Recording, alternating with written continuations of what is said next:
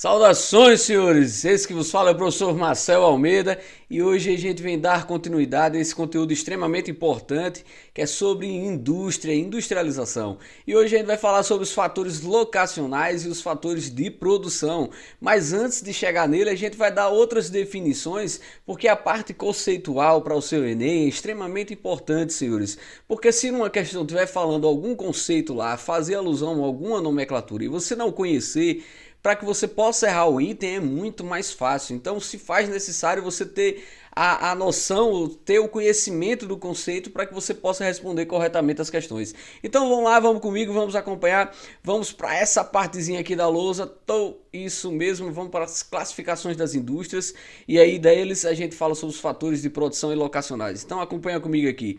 No que tange ao processo histórico, senhores, a gente vai lembrar sempre nessa mudança de característica que a gente sai aqui do artesanato, né? Enquanto o artesão ele produzia aquilo que era viável para ele, fazendo todas as etapas da linha de produção, né? Todas as etapas que era necessário, né? Muitas das vezes desde a matéria-prima, da extração da matéria-prima até o desfecho final. Então sua produção era reduzida, era pequena, né? Era sobre demanda, mais reduzida, pequena, ele não conseguia produzir em larga escala, né? A manufatura em si, ainda com as mãos, essa produção aumenta mais um pouco porque adentra mais pessoas, acaba se dividindo mais outras funções, né? E aí você acaba aumentando a sua produção. E a maquinofatura, senhores, a gente traz aí a produção para a produtividade, é o marco inicial da divisão do trabalho, se divide, se particiona, se racionaliza esse trabalho e se especializa ele para que essa produtividade possa ser aumentada cada vez mais e a gente saia de uma pequena produção para uma produção em larga escala. Então a gente tem aí o fator histórico com essa característica. Então vamos para frente, vamos mais aí, senhores. Do que tange ao perfil tecnológico, né, o desenvolvimento tecnológico, deixa eu colocar mais um pouco para cá, pronto, a gente divide essas empresas em indústrias tradicionais e indústrias modernas, né, as tradicionais mais de origem familiar, né, pouca automoção, então a gente tem um quantitativo de maquinários mais reduzido, muito mais ligado a indústrias de alimentos, de móveis, tecidos, mas não significa que algumas dessas indústrias não tenham automoção, a gente está falando de uma indústria de menor porte, né, já as indústrias modernas já apresentam um grau mais elevado de automoção, né? As máquinas começam a atuar mais por conta própria. Acompanha também algumas transformações produtivas, né? Produção em série, em larga escala, que é a característica da indústria automobilística e eletrônica, que quando a gente vai comparar com outro perfil das indústrias tradicionais, tem um quê mais de elevado, né? No que tange a sua produção. Então, senhores, tá aqui, ó, quem quiser dar o print para colocar, né? Mas lembra que eu estou dizendo a vocês, sempre quando vai estudar, faz as suas anotações. É extremamente necessário para isso, né? Que você faça um estudo mais dirigido, porque aquilo que você escuta passa, vai embora, mas aquilo que você escuta e anota, né? Acaba fixando mais. Vamos para o próximo aí, no que tange a matéria-prima e a energia, né? Deixa eu centralizar aqui. Pronto. Quanto à quantidade de consumo de matéria-prima e de energia, senhores, aí a gente divide elas em indústrias pesadas e indústrias leves, né? Fabricação de máquinas, de veículos, né? Quanto maior o quantitativo de matéria-prima e maior a necessidade do uso de energia, mais há uma característica de uma indústria pesada, né? Já as indústrias leves, elas estão mais ligadas à produção de roupas, de medicamentos, de alimentos, então demandam um menor quantitativo de matéria-prima e demandam um menor quantitativo de energia a ser empregado. Então essa é a definição entre as duas, senhores. Vamos para o próximo item aí, no que tange a finalidade dos bens. Deixa eu centralizar aqui mais uma vez. Pronto, olha lá. Nós dividimos elas em bens de consumo, que eles podem ser duráveis ou não duráveis, e as indústrias de bens de produção ou de capital, né? Então o que é que a gente tem nessa primeira definição? No que tange aos bens de consumo, coincidem em geral com as indústrias leves, né? Então elas atuam diretamente com o mercado consumidor.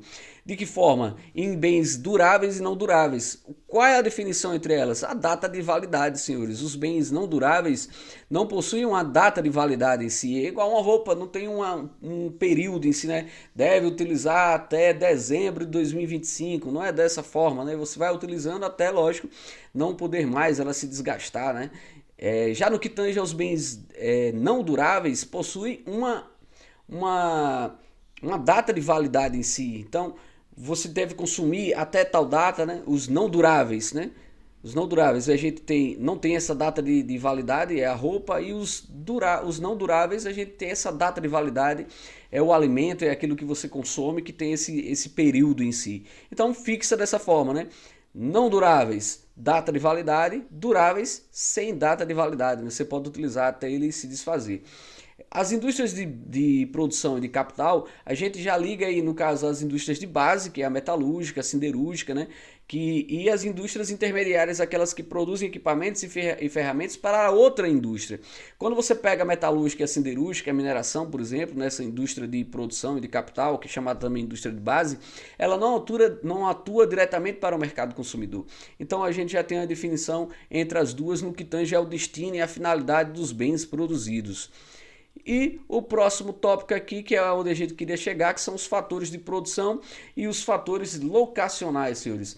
Esses primeiros aí, esses 4 primeiros, o capital, a matéria-prima e a energia e a mão de obra, eles são fatores de produção. Para que você possa produzir dentro da indústria, são necessários esses 4 fatores. O capital, né, aquilo que é investido, seja privado, estatal, privado estrangeiro ou nacional. Matéria-prima, aquilo que você transforma dentro da indústria, que é a base conceitual da industrialização. A fonte de energia, que é aquilo que movimenta a sua indústria, né, que faz ser ativa, que faz movimentá-la. E a mão de obra, que são aqueles trabalhadores, né? Então você vai sempre analisar no que tange a característica de fatores de produção, esses 4 elementos que foram citados. Quando você acrescentar a água, o espaço e os meios de transporte, aí a gente já está analisando no que tange os fatores locacionais.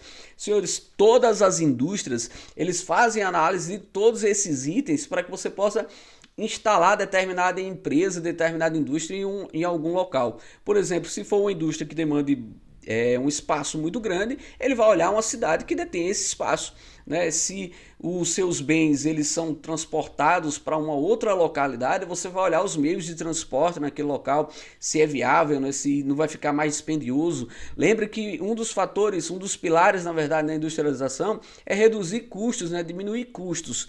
Se a operação fica mais cara diante dos meios de transporte, lógico, fica mais inviável. Ele precisa maximizar os lucros, ele vai escolher uma outra localidade.